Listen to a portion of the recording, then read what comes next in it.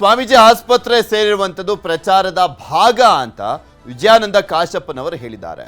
ಇನ್ನು ಸ್ವಾಮೀಜಿ ವಿರುದ್ಧ ವಿಜಯಾನಂದ ಕಾಶಪ್ಪನವರು ಕಿಡಿಕಾರಿದ್ದಾರೆ. ಶೀಘ್ರವೇ ಮಠಕ್ಕೆ ಹೊಸ ಗುರುಗಳ ನೇಮಕ ಮಾಡ್ತೀವಿ ಅಂತ ಕೂಡ ಹೇಳಿದ್ದಾರೆ. ದಿನೇ ದಿನೇ ಈ ಒಂದು ವಿಚಾರ ತಾರಕಕ್ಕೆ ಏರ್ತಾ ಇದೆ. ಅದರಲ್ಲಿ ಮೇಯ್ನ್ ಆಗಿ ಅಂದರೆ ವಿಜಯಾನಂದ ಕಾಶಪ್ಪನವರು ಅವರು ಆರೋಪನೆ ಮಾಡ್ತಾ ಇದ್ದಾರೆ, ಇದೊಂದು ಪ್ರಚಾರಕ್ಕೆ ಮಾಡ್ತಾ ಇರುವಂಥದ್ದು ಅಷ್ಟೇ ಅಂತ. ಕೂಡಲ ಸಂಗಮ ಪೀಠಕ್ಕೆ ಹೊಸ ಗುರುಗಳನ್ನು ನೇಮಿಸ್ತೇವೆ, ನಾವು ನಮ್ಮ ಮಠದಲ್ಲಿ ಪರ್ಯಾಯ ವ್ಯವಸ್ಥೆ ಮಾಡಿಕೊಳ್ತೇವೆ. ಪಂಚಮಸಾಲಿ ಟ್ರಸ್ಟ್ ಅಧ್ಯಕ್ಷ ವಿಜಯಾನಂದ ಕಾಶಪ್ಪನವರ್ ಹೇಳಿಕೆಯನ್ನು ಕೊಟ್ಟಿರುವಂಥದ್ದು. ಆಚಾರ ವಿಚಾರ ಪ್ರಚಾರ ಮಾಡಿ ಅಂತ ಹೇಳಿದ್ದೇವೆ, ಊರೂರು ಸಂಚಾರ ಮಾಡಿ ಅಂತ ನಾವು ಹೇಳಿಲ್ಲ. ಬೆಳಗಾವಿ, ಬೆಂಗಳೂರು, ಹುಬ್ಬಳ್ಳಿಯಲ್ಲಿ ಅವರು ಮನೆಯನ್ನ ಮಾಡಿಕೊಂಡಿದ್ದಾರೆ ಅಂತ ಕೂಡ ಹೇಳ್ತಾ ಇದ್ದಾರೆ. ಬೆಳಗಾವಿ, ಬೆಂಗಳೂರು, ಹುಬ್ಬಳ್ಳಿಯಲ್ಲಿ ಮನೆ ಮಾಡಿದ್ದಾರೆ. ಶ್ರೀಗಳು ಒಂದು ಪಕ್ಷದ ವೇದಿಕೆ ಮೇಲೆ ಕೂರ್ತಾರೆ. ಟ್ರಸ್ಟ್ ಅಧ್ಯಕ್ಷ ವಿಜಯಾನಂದ ಕಾಶಪ್ಪನವರ್ ಹೇಳಿಕೆಯನ್ನ ನೀಡಿದರು, ಆಕ್ರೋಶವನ್ನು ವ್ಯಕ್ತಪಡಿಸಿದ್ದಾರೆ. ಇನ್ನು ಪಂಚಮಸಾಲಿ ಟ್ರಸ್ಟ್ ಅಧ್ಯಕ್ಷ ವಿಜಯಾನಂದ ಕಾಶಪ್ಪನವರ್ ಅವರನ್ನ ನಮ್ಮ ಪ್ರತಿನಿಧಿ ಶಿವರಾಮ ಸುಂಡಿ ಮಾತನಾಡಿಸಿದ್ದಾರೆ. ಈ ಸಂದರ್ಭದಲ್ಲಿ ಏನು ಹೇಳಿದ್ರು ಕೇಳೋಣ. ಪಂಚಮಸಾಲಿ ಪೀಠದ ಜಯಮೃತ್ಯುಂಜಯ ಸ್ವಾಮೀಜಿ ಮತ್ತು ಪಂಚಮಸಾಲಿ ಟ್ರಸ್ಟ್ ಎರಡರ ನಡುವೆ ತಿಕ್ಕಾಟ ಜೋರಾಗಿದೆ. ಅದರಲ್ಲೂ ಏನು ಟ್ರಸ್ಟ್ಗೆ ಏನು ಬೀಗ ಹಾಕಿದ ನಂತರ ಅದು ತಾರಕ ಸ್ವರೂಪ ಪಡೆದಿದೆ ಅಂತ ಹೇಳ್ಬೋದು. ಈ ನಿಟ್ಟಿನಲ್ಲಿ ಮಾತಾಡಲಿಕ್ಕೆ ಆ ಟ್ರಸ್ಟ್ನ ಅಧ್ಯಕ್ಷರು ಮತ್ತು ಶಾಸಕರಾದಂಥ ವಿಜಯಾನಂದ ಕಾಶಪ್ಪನವರು ನಮ್ಮ ಜೊತೆ ಇದ್ದಾರೆ. ಸರ್, ಈಗ ಬೀಗ ಹಾಕಿದ್ರಿ, ಅದಾದ ನಂತರ ತಾರಕ ಸ್ವರೂಪ ಪಡ್ಕೋತ ವಿವಾದ. ದಯವಿಟ್ಟು ತಪ್ಪು ತಿಳ್ಕೊಬೇಡಿ, ನಾನು ಬೀಗ ಹಾಕಿಲ್ಲ. ನನ್ನ ಸಂಸ್ಥೆಗೆ ಬೀಗ, ನಿಮ್ಮ ಮನೆಗೆ ನೀವು ಬೀಗ ಹಾಕೋಬೇಕು, ನಿಮ್ಮ ಮಠಕ್ಕೆ ನೀವು ಬೀಗ ಹಾಕೋಬೇಕು. ಆ ವಿಚಾರದಲ್ಲಿ ನನ್ನ ಸಂಸ್ಥೆ ಅದು. ಆ ಸಂಸ್ಥೆಗೆ ರಕ್ಷಣೆ ಮಾಡುವಂಥದ್ದು ಕರ್ತವ್ಯವನ್ನು ಮಾಡಿದ್ದೀನಿ. ಅದನ್ನು ತಪ್ಪರ್ಥವಾಗಿ ಆರೋಪ ಮಾಡೋಕ್ಕೆ, ಗೂಬೆ ಕುಂದಿರಿಸೋದಕ್ಕೆ, ಸಮಾಜದಲ್ಲಿ ಇವರೇನೋ ಸಾಧನೆ ಮಾಡಿದರು ಅಂತ ಮಾಡೋದಕ್ಕೆ, ನನ್ನ ಮೇಲೆ ಆರೋಪ ಕೂಡಿಸೋದಕ್ಕೆ ಮಾಡಿರುವಂಥ ಒಂದು ಹುನ್ನಾರ. ಇದನ್ನು ನಾನು ಒಪ್ಪೋದಿಲ್ಲ. ಯಾರೋ ಹೇಳಿದ್ದಾರೆ ಖಂಡಿಸ್ತೀವಿ ಪಂಡಿಸ್ತೀವಿ ಅಂತ. ಯಾರು ನಾನು ಬಗ್ಗವನ ಅಲ್ಲ. ನಾನು ಮಾಡೋ ಕರ್ತವ್ಯ, ನನಗೆ ಜವಾಬ್ದಾರಿಯನ್ನು ಕೊಟ್ಟಿದ್ದಾರೆ. ಅಧ್ಯಕ್ಷನಾಗಿದ್ದೀನಿ, ಟ್ರಸ್ಟ್ ಅಧ್ಯಕ್ಷ. ನನ್ನ ಕರ್ತವ್ಯನ ಮಾಡಲೇಬೇಕಿದ್ನ, ಇಂದಲ್ಲ ನಾಳೆ ಮಾಡ್ಬೇಕು. ನಾನು ಮಾಡದೇ ಇದ್ರೆ ಸಮಾಜ ಎಲ್ಲಿ ಹೋಗುತ್ತೆ?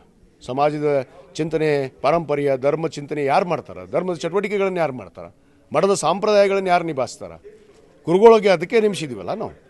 ಅದನ್ನು ಮಾಡೋದು ಬಿಟ್ಬಿಟ್ಟು ಇವ್ರು ಬೆಳಗಾವಿಗೊಂದು, ಬೆಂಗಳೂರಿಗೊಂದು, ಹುಬ್ಬಳ್ಳಿ ಧಾರವಾಡಗೊಂದು ಮನೆ ಮಾಡೋ ಅಂತ ಹೇಳಿದ್ವಾ? ನಮ್ದು ಎಲ್ಲರೂ ಟ್ರಸ್ಟ್ ಬಾಯ್ಲಾದಲ್ಲಿ ಇದೆಯಾ ಮಾಡುವಂಥ? ಇವ್ರು ಮಾಡ್ಕೊತಾ ಇದ್ದಾರೆ. ಮತ್ತು ಅದಲ್ಲದೆ ಪರ್ಯಾಯ ಪೀಠ ಮಾಡ್ಕೋತೀವಿ ಅಂತ ಬೇರೆ ಮಾತಾಡ್ತಾ ಇದ್ದಾರೆ. ಮಲಪ್ರಭಾ ದಂಡಿಮೆ ಪೀಠ ಮಾಡ್ಕೊಂತ ಹೇಳಿದರೆ ಮಾಡಲಿಲ್ಲ. ಆದರೆ ಬೀಗ ಹಾಕಿನಿ ಅಂತೇಳಿ ಆರೋಪ ಮಾಡೋಕ್ಕೆ ಹೋಗ್ಬೇಡ್ರಿ. ನಾನು ಮಾಡಿದ್ದು ನನ್ನ ಕರ್ತವ್ಯವನ್ನು ಅಲ್ಲಿ ಸುರಕ್ಷತೆ ದೃಷ್ಟಿಯಿಂದ ಐತಿಕ ಘಟನೆಗಳು, ಚಟುವಟಿಕೆಗಳು ಆಗಬಾರ್ದು. ಈಗ ಬೀಗ ಹೊಡೆದ್ರಲ್ಲ, ಅದ್ರ ಹಿಂದೆ ಏನು ಸ್ವಾಮೀಜಿಗಳಿದಾರಂತ?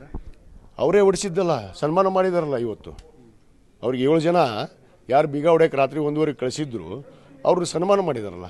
ಆ ಫೋಟೋ ಬೇಕಾದ್ರೆ ಶೇರ್ ಆಗಿದೆ ನಿಮ್ಮ ಸೋಷಿಯಲ್ ಮೀಡಿಯಾದಲ್ಲಿ, ನೋಡ್ರಿ. ಅಂದರೆ ಇವರೇ ಮಾಡಿಸಿ ಇದನ್ನು ಉದ್ದೇಶಪೂರ್ವಕವಾಗಿ ನನ್ನ ಮೇಲೆ ಗೂಬೆ ಕೂಡಿಸ್ಬೇಕು ಅನ್ನೋದು ಒಂದೇ.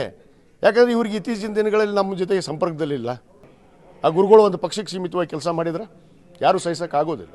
ಪರ್ಯಾಯದ ಮಾತು ಹೇಳಿದ್ರಿ, ಪರ್ಯಾಯದ ಅಂದರೆ ಈಗ ಸ್ವಾಮೀಜಿಗಳು ನೇಮಕ ಆಗ್ತಾರೆ ಹೆಂಗೆ? ನೋಡಿ, ಮಠದ ಸಂಪ್ರದಾಯ, ಧರ್ಮ ಚಟುವಟಿಕೆಗಳು ನಡಿಬೇಕು. ದಾಸೋಹ, ಬಸವಣ್ಣವ್ರು ಹೇಳಿದ್ದು ಕಾಯಕ ಮತ್ತು ದಾಸೋಹ ನಮ್ಮ ಮುಖ್ಯ ಗುರಿ.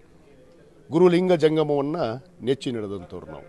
ಆ ಪದ್ಧತಿಗಳು ಇಲ್ಲಿ ಎಲ್ಲೋ ಕಳೆದು ಹೋಗ್ತಾ ಇದೆ. ನಮ್ಮ ಸಮಾಜ ಅದನ್ನು ಕಳ್ಕೊಬಾರ್ದು. ಆ ಸಂಪ್ರದಾಯ ಅಂತ ನಮ್ಮ ಸಮಾಜದವರು ಬಂದಿರ್ತಾರೆ, ಮಠಕ್ಕೆ ಬಂದಿರ್ತಾರೆ, ಕೂಡಲ ಸಂಘಕ್ಕೆ ಬರ್ತಾರೆ. ಅವರು ದಾಸೋಹ ಆಗಬೇಕು. ಅಲ್ಲಿ ಗುರುಗಳಿದ್ದರೆ ಚಂದ, ಗುರುಗಳಿದ್ದರೆ ಚಂದ ಒಂದು ಮಠಕ್ಕೆ. ಗುರುಗಳಿಲ್ಲಾರ್ದಂಥ ಮಠ ಯಾವುದ್ರಿ? ಎಲ್ಲಿದ್ದಾರೆ ಇವರು? ಕಳೆದ 2 ವರ್ಷದಿಂದ ಮಠ ತ್ಯಾಗ ಮಾಡಿದ್ದೀನಿ ಅಂತ ಹೇಳ್ತಾರೆ. ಮತ್ತು ಮಠಕ್ಕೆ ಯಾಕೆ ಬಂದು ಕೂತ್ರಿ ತ್ಯಾಗ ಮಾಡಿದವರು? ಮತ್ತು ಪರ್ಯಾಯ ಮಠ ಯಾಕೆ ಮಾಡ್ಕೊತೀನಿ ಅಂತ ಹೇಳ್ತಾರೆ ಇವರು. ಮತ್ತು ಅವ್ರು ನಾಯಕರ ಬಾಲೆ ಹೇಳಿಸ್ತಾರಲ್ಲ ಇವರು, ನಾವು 10 ಎಕರೆ ಜಮೀನು ತೊಗೊತೀವಿ, 15 ಎಕರೆ ಜಮೀನು ತೊಗೊತೀವಿ. ಮಾಡಿಕೊಳ್ಳಿ, ನಾವೆಲ್ಲಿ ಬೇಡ. ನನ್ನ ಸ್ವಾಗತ. ಅವ್ರ ಪಾಡಿಗೆ ಅವ್ರು ಹೋಗ್ಲಿ, ನಿಮ್ಮ ಪಾಡಿಗೆ ನೀವು ನೇಮಕ ಮಾಡ್ಬೇಕು. ನಾ ಅವ್ರ ಪಾಡಿಗೆ ಹೋಗು ಅಂತ ನಾನು ಹೇಳೋದಿಲ್ಲ. ಅವರಾಗಲಿ ಹೋಗ್ತೀನಿ ಅಂದ್ರೆ ನಾನು ಏನೂ ಮಾಡೋಕ್ಕಾಗಲ್ಲ. ಸ್ವಾಮೀಜಿಗಳಿಗೆ ಹಾಸ್ಪಿಟಲ್ ಸೇರಿದ್ದಾರೆ, ಇದ್ರದ್ದು ಏನಾದರೂ ತಂತ್ರಗಾರಿಕೆ ಇದೆ? ನೋಡಿ, ನಾನು ಬೆಳಗ್ಗೆ ತಾನೇ ನಮ್ಮ ವ್ಯವಸ್ಥಾಪಕನ ಹತ್ರ ಮಾತಾಡಿದಾಗ ವಾಕಿಂಗ್ ಮಾಡ್ತಾಯಿದ್ರು.